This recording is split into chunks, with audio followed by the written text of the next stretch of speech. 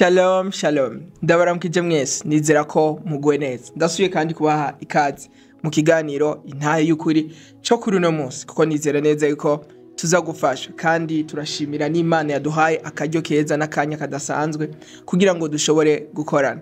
Kuri uno munsi rero tugira tuyage ikintu kidasanzwe kandi nizera neza ko kiza kutwubaka. Uno munsi rero tugira tuyage ku kintu bita kwiyita canke kwiyita nkuko Imana ikwita.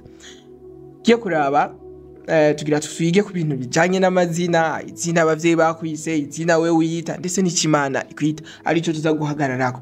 Burya rero izina ni ikintu gikomeye cyane gitandukanya ibintu n'ibindi. Burya hari amazina batwita nk'akarero je nitwa Alain Jospin Dushime, umpamagaye Alain Jospin Dushime hari uko novuga ati hari personality kanaka hari ico ndi kuburyo unavuze Alain Jospin Dushime hari umuntu kanaka ashobora kuca yiha igicapo.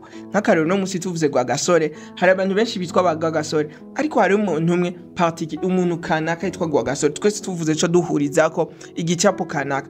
Ivyo bigaragaza ubushobozi bw'izina kanaka.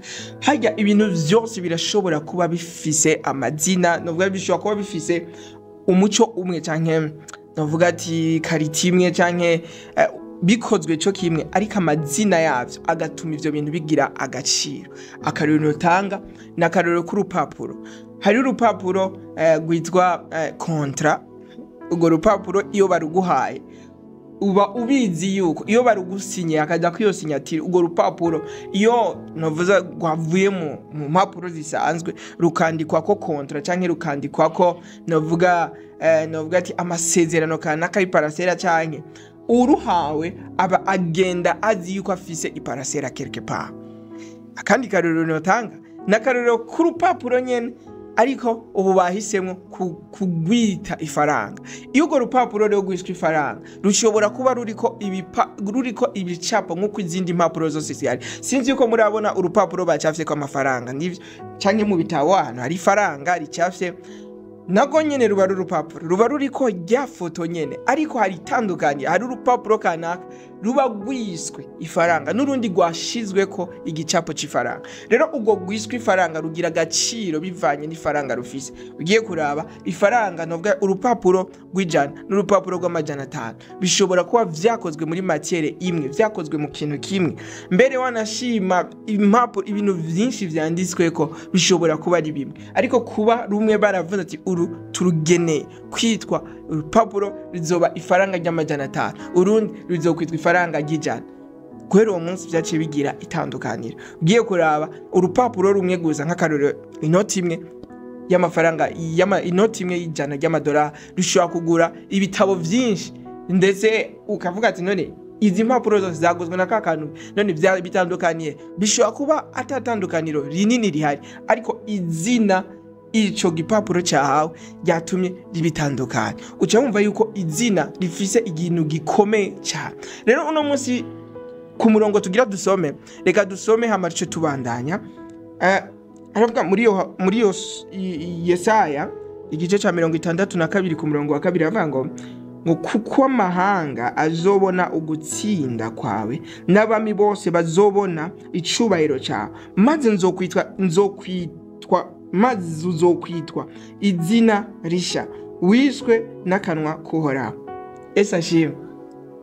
Imana yakiramenyesha Abisirayeli ababwira ati burya rero ndafise umugambi ati hari ico nzogira nzokwita izina rishasha. Iryo zina rizogutandukanya n'abandi bose. Uno munsi turafise abantu kubera ko izina kanaka ryongeweko tuca tubabona peut-être kwako ni kintu hariho amazina kanaka dukora kugira ngo tuyashikire. Nk'akarero k'umudokteur. Umudokteur si ibintu vukana ngo yavutse yitwa docteur, oya urabikorera kugira ubironke. Hariho novuga ati ibindi ayandi mazina abantu baja hamwe bagahitamo kuri kwita kandi bari kwise rizana n'ubushobozi kanaka. Nk'akarero umukuru w'igihugu nta muntu numwe avuka ari umukuru w'igihugu ariko abantu baraja hamwe bakavuga ati turatoye naka tubera umukuru w'igihugu. Kuva umunsi bamutoye ubuzima bwiwe novuga ati buca bufatana n'iryo zina. Rero uno munsi turiko turiga ku kintu bita kwiyita nkuko Imana ikwita. Burya izina ryawe rirafatanye n'agaciro kawe.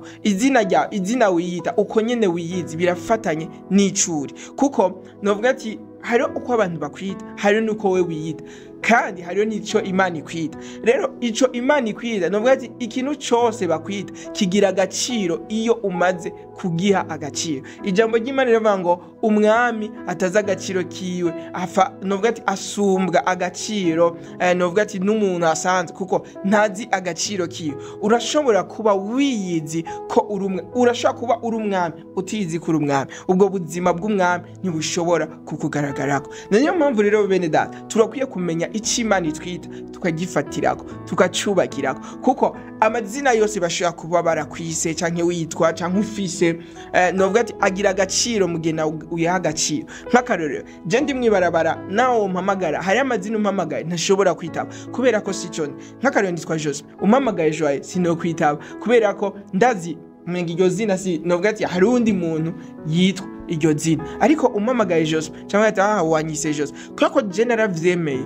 kugitwa. Hari abantu kanaka bivanye n'amazina babita kare, ariko uno munsi ata muntu numwe ukubaho kuyabita kubera ko bitahuye baratahuye agaciro bafise, ndetse n'abantu kuko batahuye agaciro bafise batangura guhindura ya mazina. Kuko uri muhamagaye hari umuntu novuga ati uri muhamagaye ashaka kuvuga ati urari muhamagaye ntajyo yitavye, umaze kuri muhamagara kabiri gatatu urabona ko vy'ukuri iri zina ntiri mufitinga ntiri mubereye ukarimuhindurira. Rero kumenya icyo Imana ikwita ni ikintu kidasanzwe. Ijambo ry'Imana uko rikwita niyo watangura kwifata nk'uko ijambo ry'Imana rikwita uzosanga uri kuragaragaza ubuzima budasanzwe. Ko muri Bibiliya turabona abantu Imana yagiye ihindurira amazina bivanye nuko uko bari biyizi byari binyuranye n'umugambi w'Imana. Nk'akarorero hari umuntu yitwa Aburahamu yari hari ukuntu nyene izina ryo ryari connect ryari rifatanye na kazoza kiwe, ariko Imana iri kiraraba yavuga ati vy'ukuri umuntu as long as acitwa Aburahamu ntazoba se w'amahanga nifuza, ndakeneye ko ndamwita Aburahamu cyo kimwe n'umugore wiwe Sarayi. Imana yarabona ati umuntu acitwa Sarayi hariho ahantu kanaka atazoshika, rero ndamwisa izina, hari izina rishasha ndamuhaye rifatanye n'ico nateguye ku buzima bwiwe. Burya nawe waruzi ko hari amazina Imana ikwita. Nk'akarorero ijambo ry'Imana muri mucete Petero yanditse 2:9 haravuga ngo murabami n'abaherezi. Waruzi ko ijambo ry'Imana rikwita ari kuri umwami. Gwero no munsi ntusubire kwikengera, ntusubire kureka ngo kahise kawe kadetermine canke kavuge gatange igicapo c'icuri. Oya, kahise kawe ntigakwiye kutanga izina ryawe. Kahise kawe karashaka kwita igisuma, kahise kawe karashaka kwita umubeshi, umusambanyi canke umuntu umudurumu, umuntu atacamaze. Ako ni kahise, ariko Imana ikwitanye. Ijambo ry'Imana rivuga ko iyo umuntu ari muri Kristo Yesu acika icyaremwe gishasha. Iyo umwana avutse bimwe mu bintu bigaragaza ko ari umuntu mushasha baramuronderera izina rishasha ritari rihasanzwe. Novuga ati muri uwo muryango canke muri abo bantu akavuga ati wewe uri naka. N'abashaka kuba bafise amazina 5 asa mu muryango, hariho umwe wese bafise ikimutandukanya n'ibindi. Ijambo ry'Imana rivuga ngo umwami n'umuherezi uri cyaremwe gishasha. Rero ivyo kubitahura iri kuragenda novuga ati kuba waraye ubusa uno munsi ntibikwita umukene, kuba atamahera ufise mu mufuko ntibikwita umukene, kuko iryo ni izina kana kushobora kwakira. Ariko ijambo ry'Imana rivuga ngo yigize umworo ducika abatonzi. Uno munsi noza Dawidi niwe yari yaramenye mu buzima bwe aravuga ati ora niwe mungere wanje sinzokena. Mumisanze yarahejeje kumenya ati burya je ndazi iki ijambo ry'Imana rinyita ko ndumutunzi. Uko nyene ijambo ry'Imana rimwita ntivyari bifatanye ngo yariye ntiyariye. Oya yati as long as kuba Imana hari umwungere wanje sinzokena. Rero no munsi nawe wiyita gute? Ni giki wiyita? Wiyita uko Imana ikwita canke wiyita amazina amasituation guha? Muri Bibiliya hari umuntu yitwa Gideon. Gideon yari ahantu kubera ko amasituation canke ibizariko biraba mu gihugu byari byaramutransfer, byari byaramuhinduye araba umunyabwo. Ariko ugiye kuraba ukuntu Imana yaje imubwira icyari, yaje imubwira imyita uko imyita nyene bitandukanye nuko Gideon yari isanzwe yize, kuko Imana yaje imwita umuhizi w'inkomezi. Rero cyo Gideon yarageze ku rwego rwaho no gusekura ingano azisekurira munsi muri kavi kugira ngo ntibashobore kumufata. Ariko Imana iri kiramubona, ntiyamubona nk'umunyantege nke, ntiyamubona nk'umunyabwoba, ariko Imana imurave yamwita umuhizi w'inkomezi. Rero uno munsi tangura kwita nk'uko ijambo ry'Imana rikwita. Urashobora kuba uri kurabaho mu buzima kuburyo by'ukuri ubwo ati je kameme ndavye ubuzima bw'ivyandiko ndabamo, ndavye ubuzima bw'ibindiko ndabamo, umenga nta muco uri muri je. Ijambo ry'Imana rivangura umuco w'isi. Ijambo ry'Imana rikwita umunyu w'isi. Waruzi yuko uri umunyu w'isi aho ubaye, nubwo umenga bakubonye bagufata nka disaster, bagufata nk'ikiza. Umuntu wese afise ingorane. Hari abantu muri kaje uzi yuko ubonye umuntu yashavuye novuga ati 90% tuba tuzi wamushavuje. Hariho abana mu muryango ugiye kubaraba urinzi ubona mama yashavuye ubuzi yuko ari we yamubabaje. Ariko inkuru nziza ndagufite nimba uri uwo muntu novuga ati muri community hahandi bakubonye bavuga ati uri disaster uri kiza ni uzana ingorane ariko ijambo ry'Imana rikwita umunyu w'isi bisigura ngo ni wari ukwiye kuzana akanovera. Rero gwero no mustangura wibone muri shusho ku ijambo ry'Imana rivuga uko turushiriza kwihweza iyo ishusho ya ijambo ry'Imana ishusho ya Kristo ariyo jambo uko turushiriza kwihweza mu ijambo ry'Imana rituvuga ijambo ry'Imana ritwita turahinduka tugasa navyo. Uno munsi community irashobora kuba ikwita irashobora kubikwita ugiye kureba muri Bibiliya muri Yohana igice cya 11 hari umuntu community yarizi nk'umusambani yarizi bari baranamuhebeye ivomo mu kirundi twavuze ngo bari baramuhebeye ivomo ko yajya kuvoma wenyine ariko umunsi umwe ahurana na Yesu yatangiye kumubwira ibindi bintu ataraje yagiye ababwira ico gifatanye n'ijambo ry'Imana rimwita kuko umuntu umwe nubwo yagiye nk'umuvuga butumwa yagarutse bose barize. Rero no mustangura wibone nko Imana ikubona burya hari izina ridasazwe Imana yakwise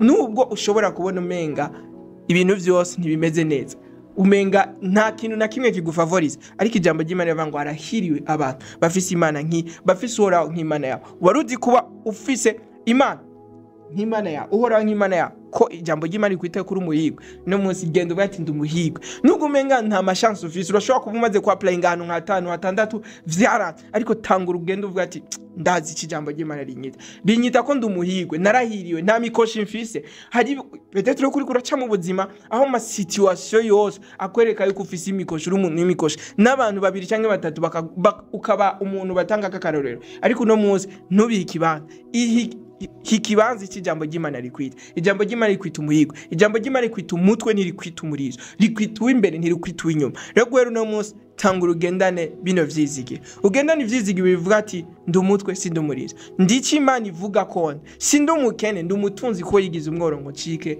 umutunzi ngendana amagara meza kuko ijambo ry'Imana rivuga ngo mu mishago yiwe nakizingwa ntibifatanye n'umwisonga mfise ntibifatanye n'igitanda c'ibitaro kana kandyamye ko oya bifatanye nuko Imana yarabivuze vyarabaye ku gihe Imana yavuze ngo nihabeho umuco byarabaye kuko umuco warabayeho umuco kuko Imana yaravuze ngubeho umunsi rero Imana yavuze ko ndi umuco ntiyari yadukije ariko yararavye ko byukuri ndiwe kandi kuko ari we muremye wanje izi ivyo yashize muri je waruzi ko Imana izi ivyo yashize muri wewe rero ko izi ivyo yashirize muri wewe ico yavuze kuri ni kuri kuno munsi waramutse kuno munsi ukiriyo ni kimenyetso kidasanzwe ko Imana ikigufise ko umugambi. Rero ntutakaze ivyizigiro kahise kawe nikabe navuga ati intambamye canke kabe suse kwihebura ariko hagarara ureme kuko Imana yarico yakwise iki yakwise unesha kuko ijambo ry'Imana rivuga ngo icavya n'Imana cyose kineshisi waravya n'Imana Imana yakwise unesha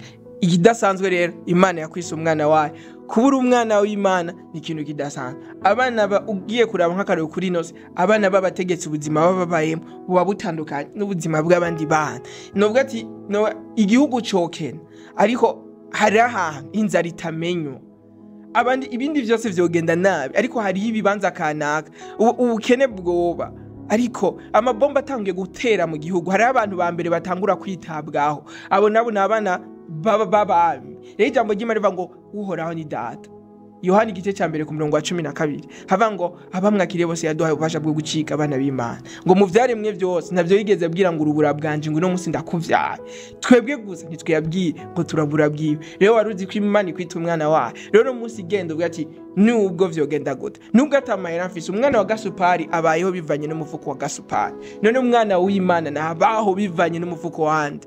Waruzi ko umwana wa Filipo yiga kuri scholarship canke yiga amashuri azimvye bivanye n'umufuko wa Filipo none umwana w'Imana naho wumva wogira ubwoba bwa Minerval wumva wogira ubwoba bwa Rasha. Ijambo ry'Imana rivuga ngo ndi umugabo w'abapfakazi ndise w'imfuvyi rero ntuzugira ubwoba bwa kazoza ariko tangura wiyita c'Imana ikwita kiba arico ushira ku mutima kuko hajya nubwo inzara yotera umwana w'umwami ntigeragira ubwoba bw'inzara kuko abazi yuko aho vyohera hose bihera kuri we kandi ivyiza vyose bitaha iwabo na niyo mpamvu ukwiye kuvyizera kuko uri umwana w'Imana uri umwana w'umwami w'abantu. Ijambo ry'Imana rivuga ngo isi nibiriko ni vya data nimba ari vya data wumva ufise umugabane ungana gute mubiriko mwarahezagiwe cyane aha niho turangirije ikiganiro cy'uno munsi, ndabatumiriye ku kiganiro cy'ubutaha, naho ubutaha ibihe vyiza.